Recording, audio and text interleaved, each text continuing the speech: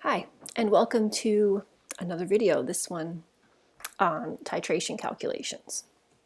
Okay, I'm going to show you two methods of how to do the calculations for an acid-base titration. This is question 17 in your workbook, and I know it's a bit blurry on the paper here, so I got it put down as an image. Hope you can read it okay. 30 mils of HCl is titrated with magnesium hydroxide to a faint pink endpoint using phenolphthalein if magnesium hydroxide has a concentration of 0.4696 moles per liter and an average volume of 17.62 milliliters is used. Calculate the concentration of HCl. So I like to start off always with my balanced chemical reaction, as you can see here. Now I wrote it down. It's not balanced right now. This is how you're going to see it on your quiz coming up and on your exam in a few weeks. You're going to have to balance this, but I am going to give you the chemical reaction. I'm going to be a little bit easier on you. So this has to be balanced to start.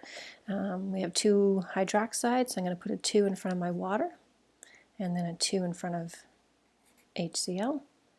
And everything is good to go. I also like to write down underneath each quantity in my reaction what I know from my questions so that I can kind of keep everything straight and organized and I know where my calculations are involved.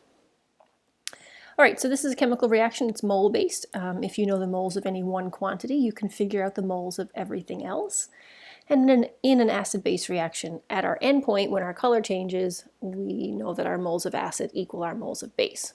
So I'm given my concentration and volume of base, I can calculate a moles, and then at my endpoint, that will equal my moles of acid, taking into account my mole ratio, of course. So concentration and volume of base are known. I'm going to calculate the number of moles. Moles would be concentration multiplied by volume. Make sure you change that volume into liters when you're doing this calculation. Otherwise, you're going to get the wrong answer.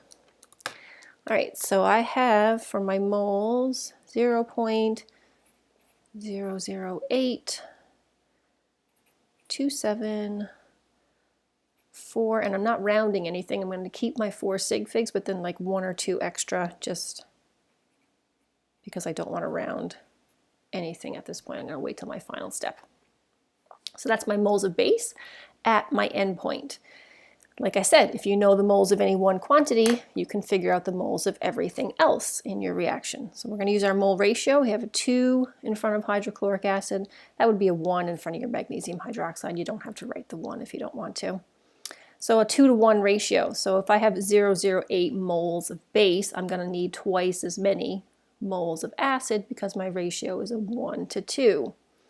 So my moles of hydrochloric acid, in order to find that, I'm going to multiply those moles of base by 2, and I get 0.01654, and then again I'm going to keep a couple extra smaller 87 moles. I know that's a little bit smaller. I hope you guys can see that okay. Now if you want to set up a little mole ratio kind of off to the side, you're more than welcome to do that. Some people kind of like to see it, you know, where does that number actually come from? Where does that ratio come from? So if you want to set up a little ratio on the side, you can do that. So 1-to-2. So I know my moles of base, so 0.008, right, 274. I'm just running out of space here. And X moles of hydrochloric acid. You can do it like a cross multiply, so we multiply up and then we divide going across, right? So cross multiply, multiply by 2, divide by 1. Okay, so if you want to do it that way and you want to write it down, you can do that. It's really just up to you. You can do it on your calculator if you like as well. So now I have my moles of acid, 0.01654. I know my volume of acid, so I can figure out my concentration of acid. Moles divided by volume. So 0.165487 divided by, again, that 30 mils, that has to be in liters. Okay, if you don't change it to liters, you are going to get the wrong answer. So there's my calculation right there. Okay, and I get for my answer, this time I'll keep my 4 sig figs, I'm going to round 0.55 0.16 moles per liter. That would be my concentration of hydrochloric acid. So that's one method you can use to do a titration question. I'll show you a second method. I find this one to be a lot easier, although I will say that people tend to make a mistake in this one because they forget about their mole ratio. So there's my formula, my same chemical reaction, same as the last one. For this one, I'm going to use what I call the titration formula. Molarity acid times volume of acid equals molarity of base times the volume of base.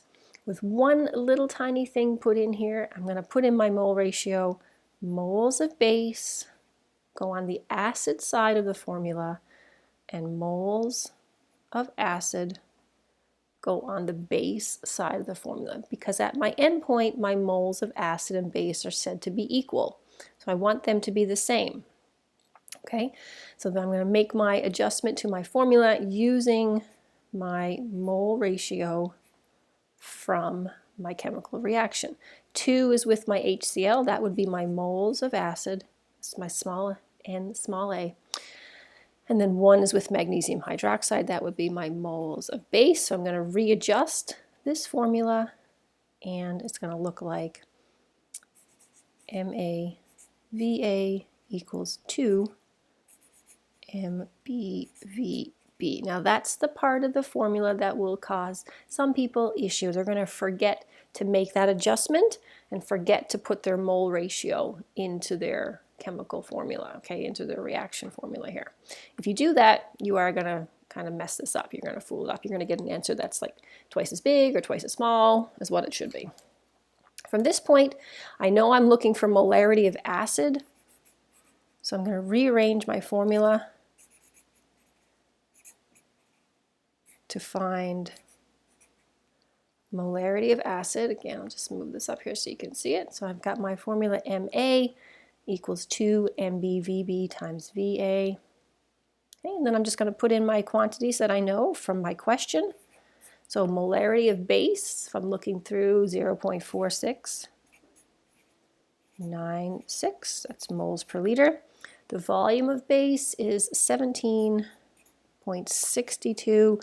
I do not have to change this to liters now. I can leave this in milliliters because my volume of acid in my denominator here is also going to be milliliters, and then both of them will cancel. So no need in this method to change your volume into liters. So that's a little bit easier as well. Some people may find that a little bit more, advantageous. I'll put that all into my formula, and every question you're going to see on your quiz and on your exam is going to be the same type of thing, right? You're given your 3 values, and you have to calculate your 4th. So it does make it a little bit easier because they're very repetitive. If you try this, several times, 2-3 times, you'll see that they're very much the same. They're very similar.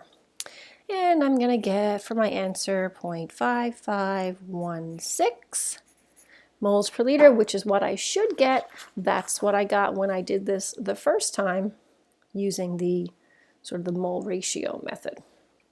Now, I much prefer this titration formula to the mole ratio method. I think it works great. I find it a lot easier. There's less steps, I think, less chances to make an error. However, you do have to remember about putting in your mole ratio, because you're not going to get a 1-to-1 reaction on your quiz or on your final exam. It's going to be something where the mole ratio needs to be applied, a 1-to-2, 2-to-3.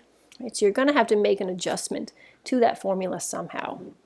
And that's going to be the big place where some people are probably going to make an error when they do this, if they are doing this titration formula method. If you're going to do it the original way I showed you, you still need to use the mole ratio, but it's almost a little easier not to forget. I guess it's a good way to put it. Anyway, you can choose whichever method you like. Doesn't matter to me which one you use, as long as you're understanding the process of each one. There's several questions in your workbook you can try. I would suggest trying all of them so that you can see, yes, they are very repetitive, and once you know how to do the process through each one, you can answer any question that I'll give you on your test or on your final exam. And I'm sure you'll have no problem with any of them. All right, good luck with your questions. Make sure you try your workbook examples and reach out if you have any problems, any issues, any questions. You can check the solutions online as well. Good luck with your studying, and as always, thanks for watching.